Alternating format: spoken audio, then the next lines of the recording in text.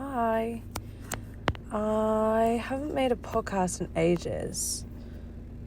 Like, all the ones I've put out recently have been, like, reposts of podcasts I found from, like, months ago. And I've been really struggling in my communication recently. And I kind of just feel like I ran out of things to say. Like, I just had nothing more to say. Which is weird because I feel like I never have nothing to say. And I've kind of been trying to come to a conclusion as to why I felt I have nothing to say. Sorry, I'm in my car right now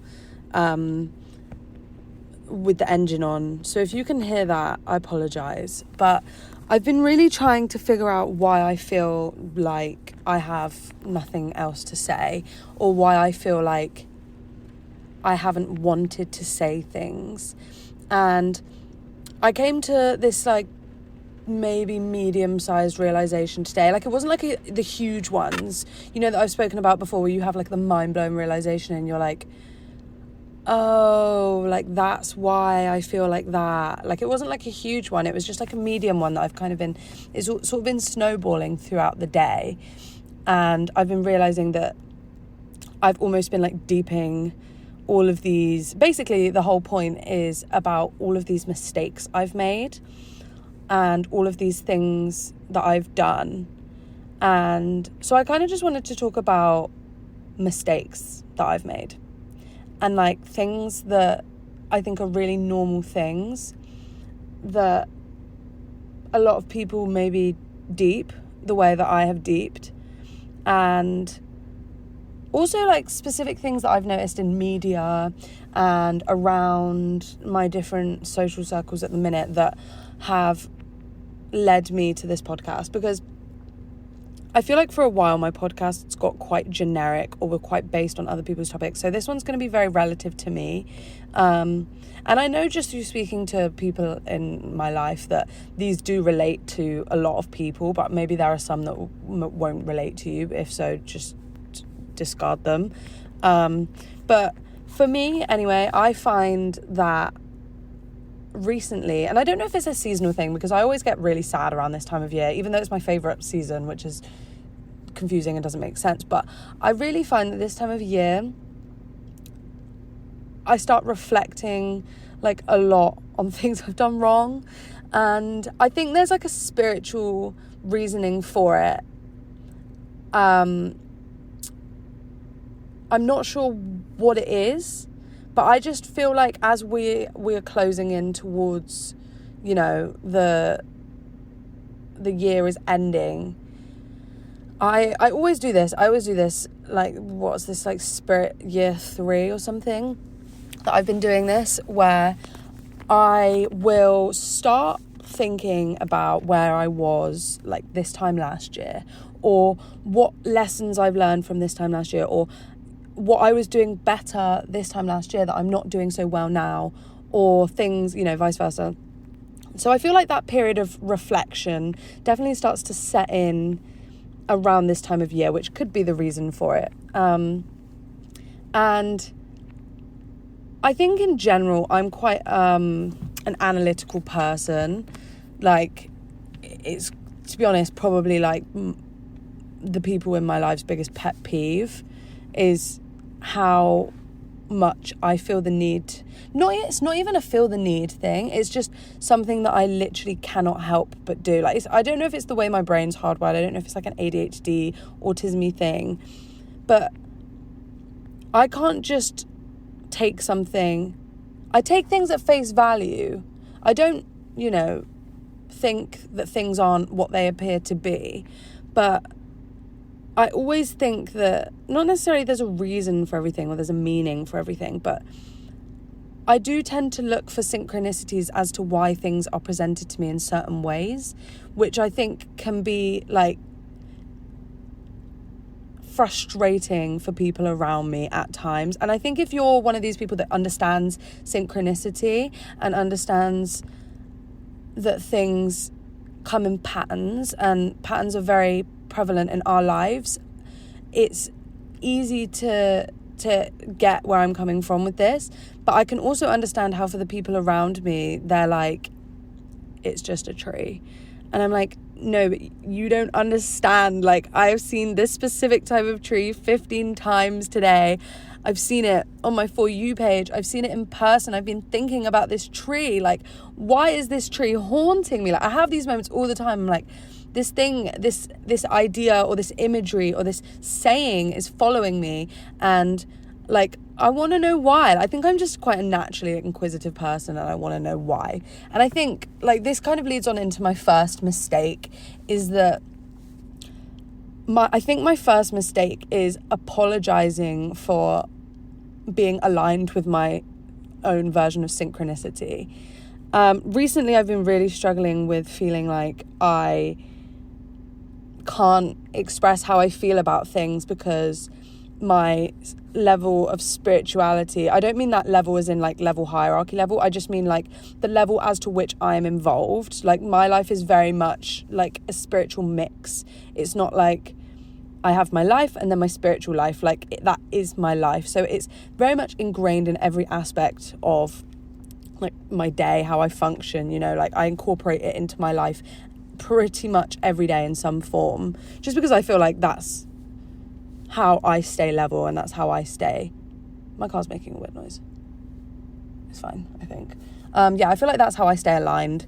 And recently I've been feeling really like doing that. Do you ever feel like your presence is annoying? I've been feeling like my presence is annoying unless I'm not spiritual, or my presence is annoying unless I'm not pointing out synchronicities. And the weird thing about that is that my social circles used to revolve strictly around spirituality and social, like spirituality was my social life for like a good, hot minute. And obviously now, I'm living in a completely different area with completely different people, and I love them very dearly, but it's such a different environment to, that spiritual bubble that I was in before. And you'll even hear it if you started, listening to my podcast really early on, or if you even listen to the first few, you can tell that spiritual bubble is very much like a part of me. And I was very unapologetic about it.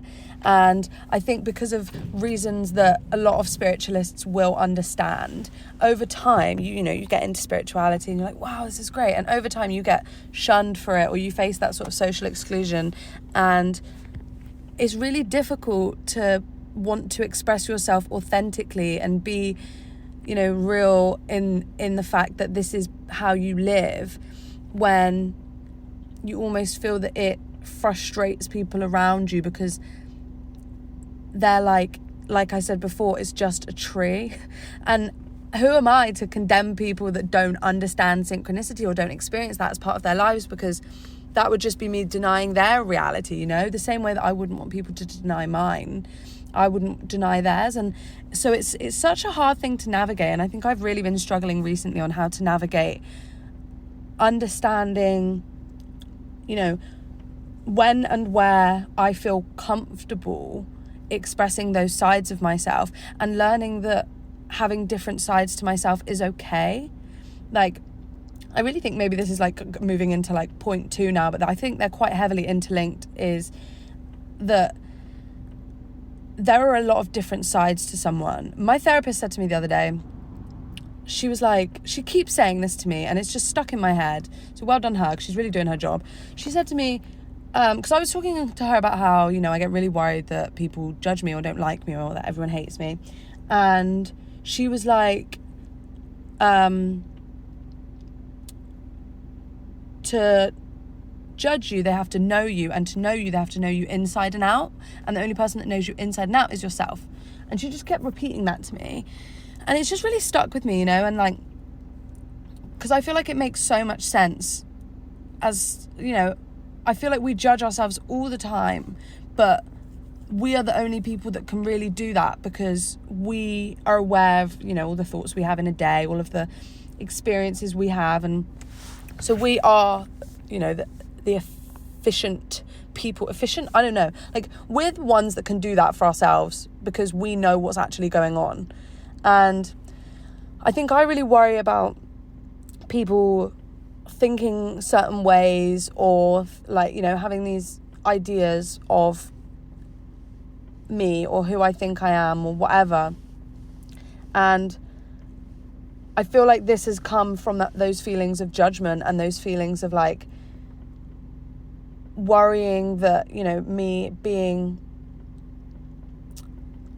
like this way or having these beliefs or these attributes is like unfavorable. I almost feel like as well, you know, now the algorithm is changing, specifically on TikTok, and like TikTok spirituality has sort of maybe fallen out of favor slightly.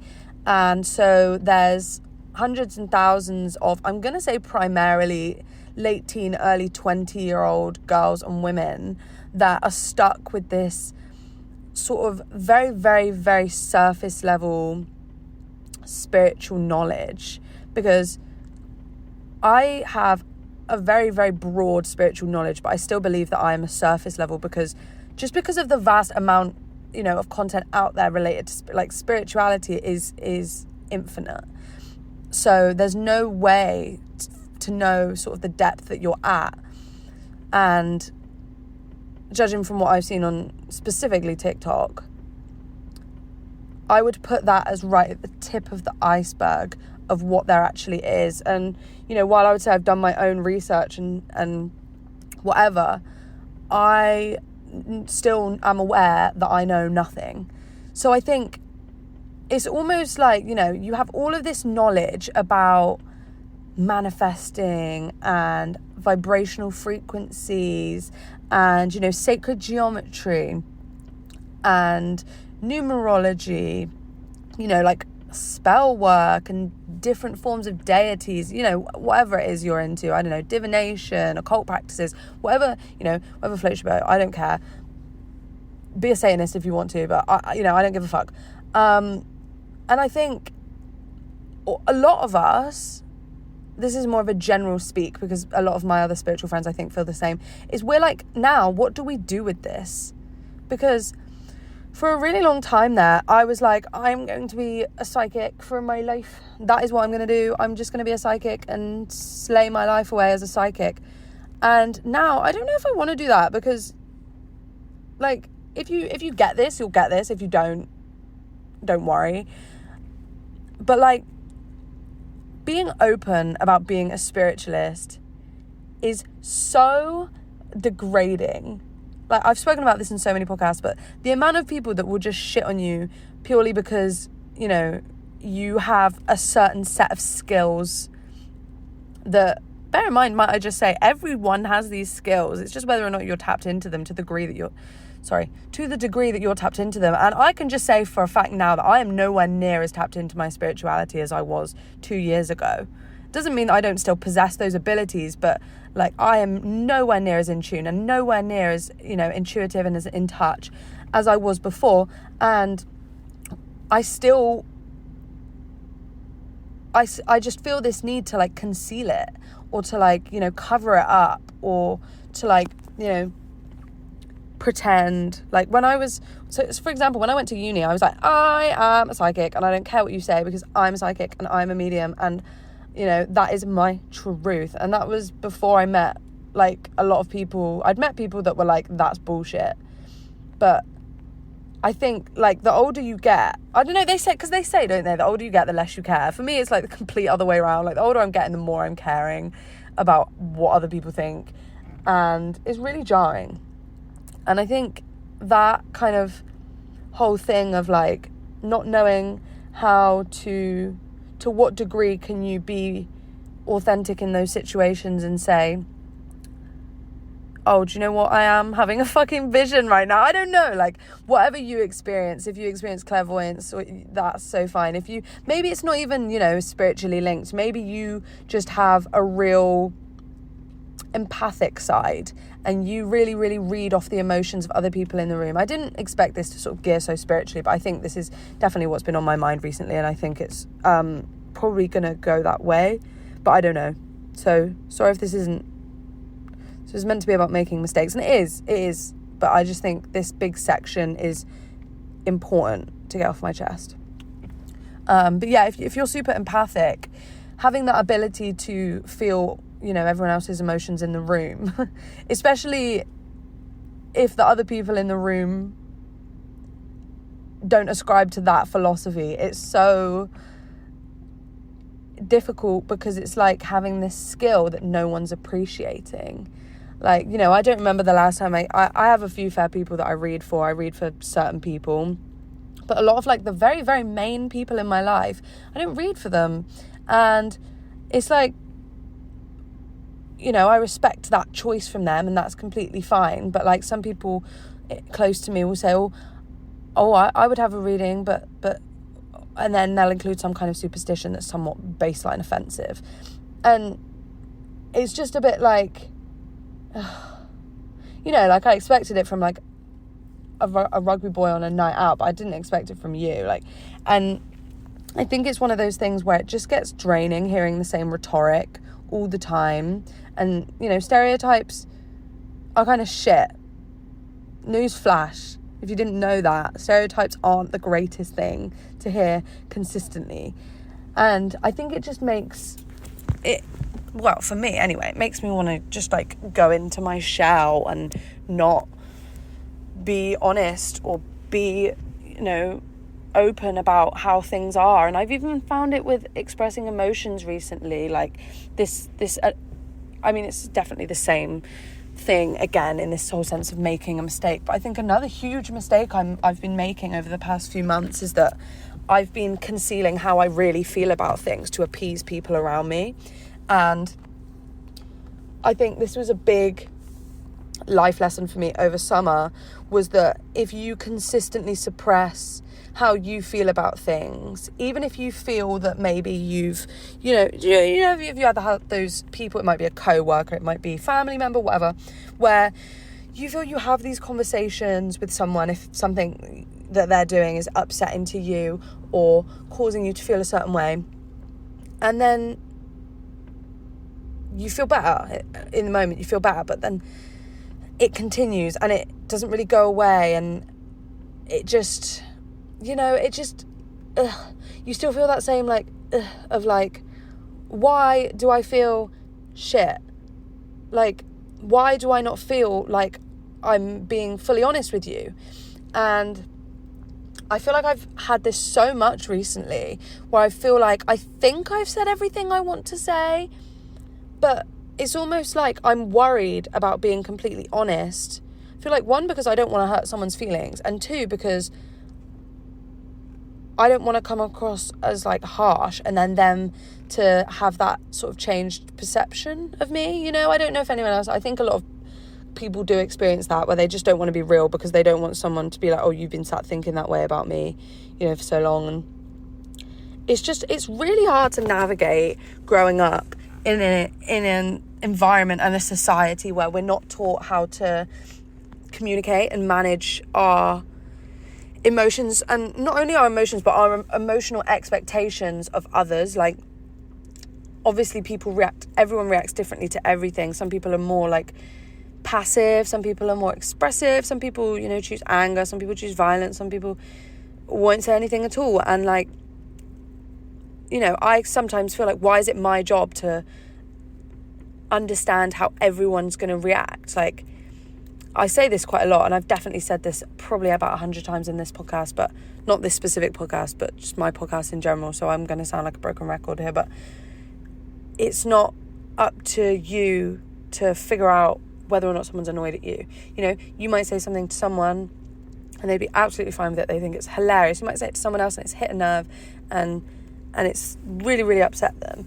It's not up to you to discern who's going to be upset and who's not, because I sound like I'm such a fucking hypocrite because I do this all the time. I can't say that around that person because they're going to be like, I do this. So I listened to a few of my podcasts back the other day when I was out on run, and I was like, I'm the biggest fucking hypocrite ever, because I don't take any of my own advice, and I also don't believe anything that I said anymore. Like, half my old podcast I don't ascribe to anymore. Any of the drum and bass stuff, literally just discard all of that, by the way. If you made it this far, literally discard everything I said in any of those podcasts at all. Sorry, a little segue there, but back to the point. I just feel like there's this difficulty with understanding how to... Sorry, some man's like looking at me from across the road, but my door's locked and I'm in my car. I am safe and sound. Haha. Haha. Cardiff living is scary. Sorry. But yeah, I just find that I find myself... Maybe this is mistake number 2. I find myself trying to appease everyone around me all the time at the detriment of myself. And I think this is just like baseline people pleasing, like straight down the line, clear cut, like as clear as it can get, people pleasing, because I don't want to be the subject of any more controversy. And not that I've been the subject of a lot of controversy, but I think you have like 2 big scandals in fucking secondary school and you're like traumatized for life because you walked into your English class and everyone's staring at you and it's like the worst thing ever. I just hate the feeling of people talking about me, which is so ironic because I literally put content out for everyone to critique. So it's like, you know, what do I want from myself? I don't know. I really hope like people are relating to this, because it's really difficult having the confidence that I do have 70% of the time. This fluctuates, by the way. Sometimes I'll be at like a straight 100 for like a week, and then other times I'll be at 0. But having the confidence... Sorry, I'm not sure what that was. Having the confidence that I have most of the time, and then the other like however much percent of the time feeling completely like the worst person that's ever existed on the planet, or feeling like I'm the, you know, most hated individual that's ever lived, and that of course none of my friends actually like me, and of course, you know, people don't actually want to spend time with me, because who'd want to do that? And I know this is like the most common, I was going to say female experience. I think this is definitely a male experience as well, but I am not a male, therefore I cannot speak for that audience. But I know for a fact, because I am on female TikTok, that this is such a common phenomenon of women that just have such low, cripplingly low self-esteem. And I never, ever, ever thought I was, you know, the girl to have low self-esteem ever. And then when I started therapy, she was like, I think you've got pretty low self-esteem. And I was like, huh, you might be onto something. Like, you actually might have hit it on the head there. But how did it take for some woman, you know, that sat down with me for 10 minutes to tell me something so, like, you know, glaringly obvious? And I think this is what I mean when I was saying earlier about how we're all so out of touch. Even, you know, people like me who really, really try as hard as they possibly can to put in all this time and effort into growing and evolving and, like, fucking being the best they can be and trying to live, you know, wholeheartedly and really, you know, like, not necessarily make something of this life in like a, make something out of a rat race or like make like a product. I just mean like really live like a happy, you know, meaningful existence. How is it that I can't even tell that I've got low self-esteem? Like, you'd think of all the shadow work and all the journaling, that would be one of the first things to come. And this is honestly like the simplest things come the latest, I swear. Because it's so strange to me how we seem to have this like generation of, I'm going to say women, and I know a lot of men will probably relate to this as well. But like I said, I don't know. And I don't want to assume, because I do not live the male experience. But most of my male friends will testify that they also experience these feelings that I'm experiencing. That it's just how, what do we do? And I think my third mistake, I think I've covered 2 mistakes. The third mistake that I've been dealing with quite a lot recently is the feeling of complete helplessness. I don't even know if this is a mistake. I wouldn't necessarily say a mistake. But I would just say maybe this is just like a generational thing for us. But this thought of like, there's nothing more. Like, whether it's, you know, climate change or whether it's the property ladder, whatever it is. I'm not going to like babble on about like the government and, you know, state of the world, because there's plenty of other, you can go listen to literally any one of my other podcasts and I'll talk about that. But I think just this feeling of I don't make an impact, or I don't feel like, it's almost like we're in this big soup of people and there's so many of us trying to become a niche. Like, we're trying to create a niche, we're trying to bring something new to the table, we're trying to be different, and like how like it's so overwhelming.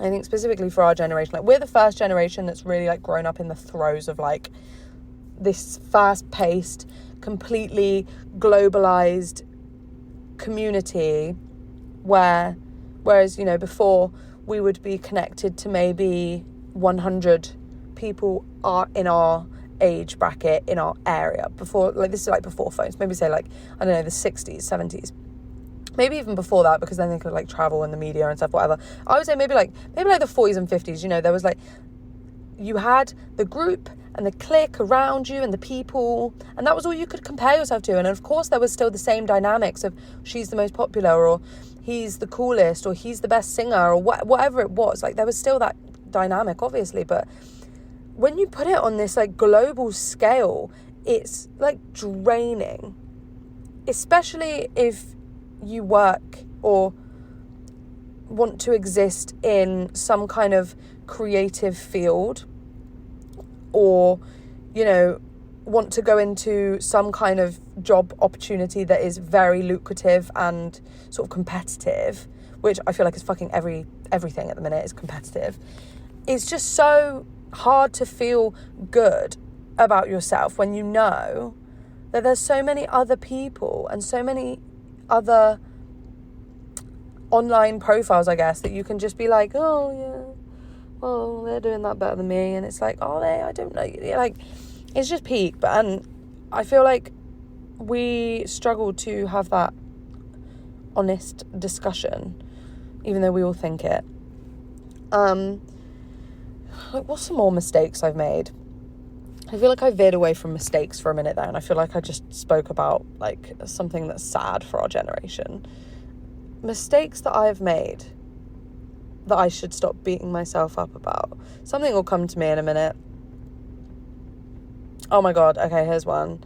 So I've been really like working hard over the past, basically since I moved out, on like keeping on top of my shit, like in terms of objects wise. So like cleaning up after myself, making sure that I'm, like looking after myself, looking after my space, making sure I'm feeding myself right, making sure I'm exercising.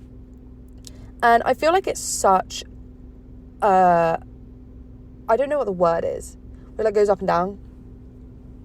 I can't think of the word. You know what I mean? Like, sometimes you're so on it and then other times it's just not happening.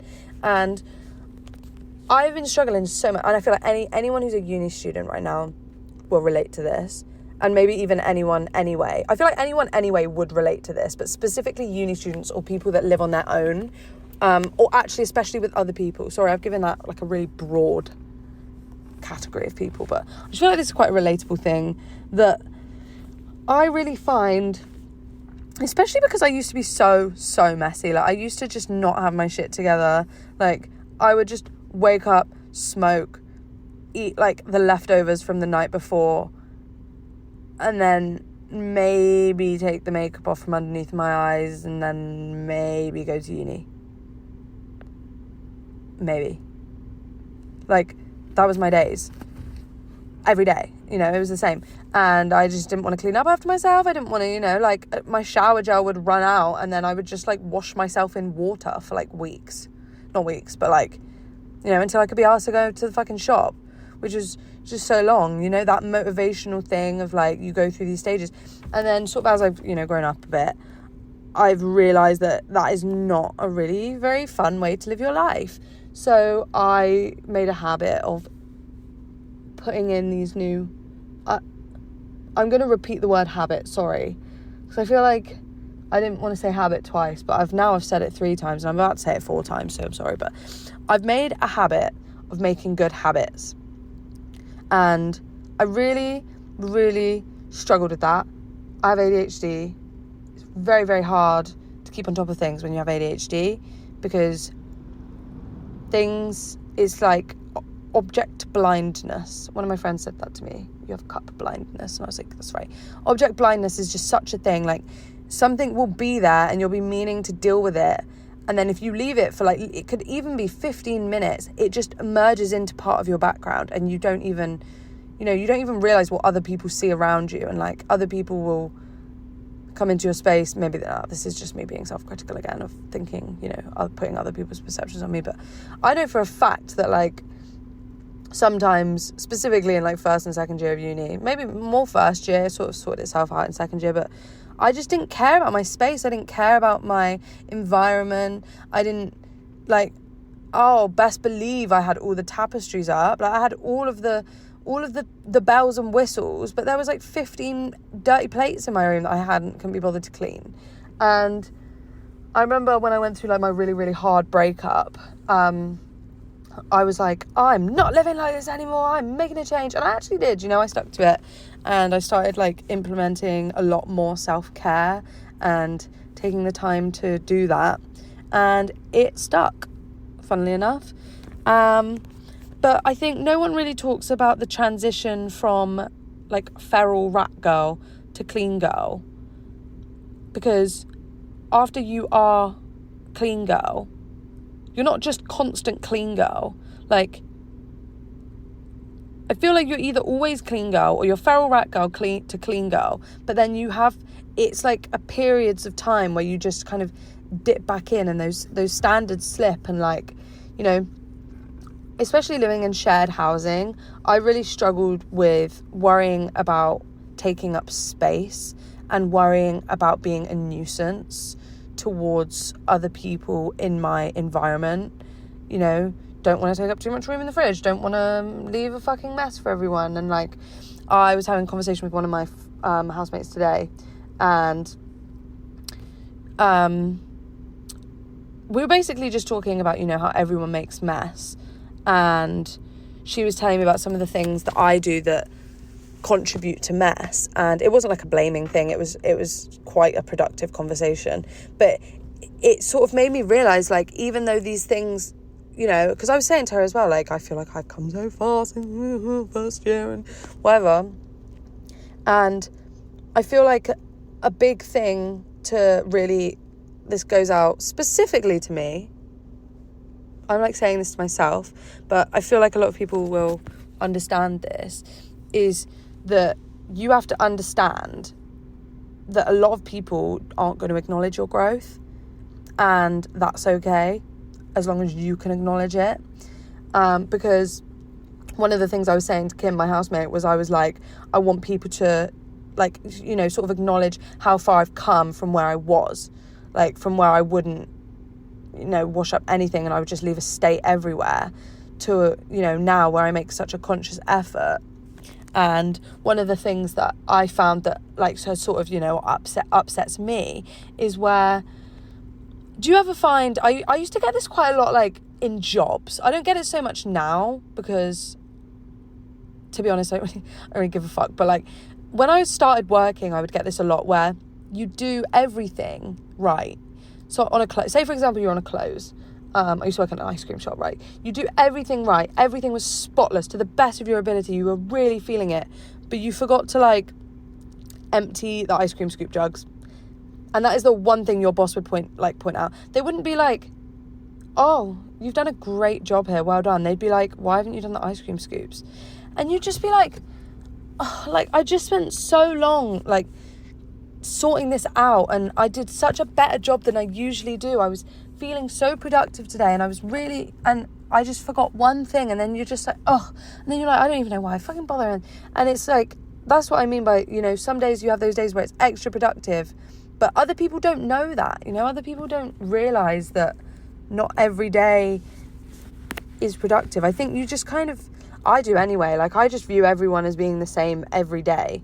And when people are like slightly, when someone gives you like a slightly different tone, or like one of my friends is like, kind of going through it at the minute, and she was sad today, and I very, very rarely see this girl sad. Like, she is usually like a chirpy little bunny, and she was sad, and I was like roaming around like, how do I operate? I don't know what to do with this, like how, and it's one of those things where, like, you know, we don't live in people's heads, and we don't know that they just spent 45 extra minutes that they normally spend doing one specific task, only for you to come in and criticize them for something that they like just forgot to do. And, you know, this is what I mean when I say, like, these communication skills are so fucking lack, because in a mistake sense, if I'm like linking it back into the title of this podcast, like, it's a mistake for me to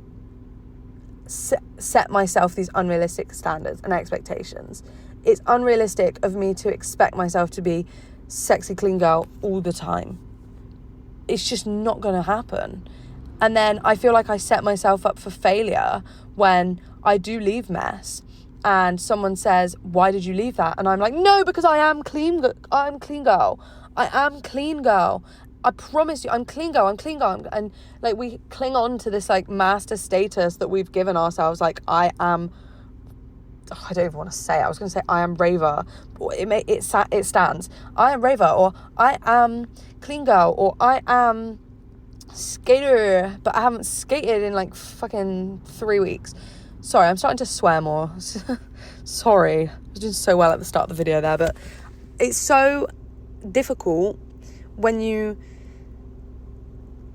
you ascribe yourself this status, and you set yourself the challenge, the impossible feat of sticking to it all the time, and then you get upset when someone else doesn't say something that ascribes to that. You know, it's kind of egoic in a sense, right? I wanted to be fucking Little Miss Clean Girl, and I got called out for being Little Miss Leaves Garlic out on the fucking side. You know, that's not Little Miss Clean Girl, and that's okay. Like, I need to, you know, make peace with the fact that sometimes I will be, sometimes I won't. We don't just cling to this one thing, and it's like, the mistake is not leaving the mess. The mistake is thinking that you're never going to leave mess anywhere. The mistake is expecting yourself to be perfect all the time, and expecting yourself to live up to these unbelievably high standards. And I think as well, this is going to be a real niche, so if anyone gets this, fair play, because I mean, they're not that niche, but I feel like in terms of probably the maybe like 15 people that are listening to this podcast and have made it to this point, it'll be a niche. But I really, really, really love them cleaning videos on TikTok. Like, them videos on TikTok that are like, watch me clean my shower. They're so good. And I'm like, I'm going to do that. And it's just the cleanest girl, and everything's all so clean and so like put together. And, you know, she cleans it, but she doesn't even look dirty from when she's cleaned it. And like, I think I watch these videos and I set myself up for failure. Like, and I think this, like, you know, you'll relate if you're like a ballet dancer, or if you're a baker, or like, you know, where you're watching the person who's like the best in the field of something, and just constantly being like, oh, I could be like that, please, like, I really want to be like that. And it's just not always, you know, possible. So I think that's mistake. I can't remember if that's like mistake number 3 or mistake number 4, but I think I might cut it there, because otherwise I think I'm going to start rambling, and it's also 11:30, so bedtime for me. But thank you guys so much for listening, and I know this one was a lot more like me centered, and I try and usually make my podcasts more general, but I hope that you could relate to some of it, if not all of it. Hopefully you could take something from it. But thank you guys for listening. I do really appreciate it, and I will see you guys soon. Love you. Bye.